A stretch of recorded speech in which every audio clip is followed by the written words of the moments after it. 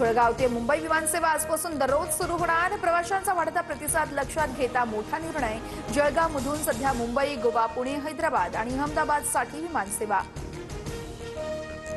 दिवा ते Chiplun MEMU train आता कायम स्वरूपी धावणार। मध्य रेल्वेकडून कोकणवासियांसाठी दिलासादायक निर्णय। नवी मेमू दिव्याहून सकाळी 7:15 वाजता सुटणार।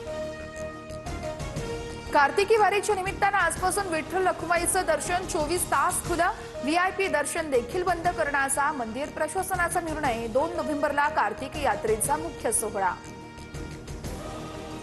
महाराष्ट्रात मतदार यादीची छाननी आता पालिका निवडणुकांनंतरच। पुढील आठवड्यात देशव्यापी एसआयआरची घोषणा। निवडणूक आयोगाकडून बिहारनंतर आता देशभरात छाननीची तयारी। सरकारच्या दबावाखाली एलआयसीकडून अदानी समूहात 33,000 कोटींच्या गुंतवणुकीचा प्रस्ताव। वॉशिंग्टन पोस्टमध्ये मोठा दावा, तर एलआयसीनं दावा फेटाळला।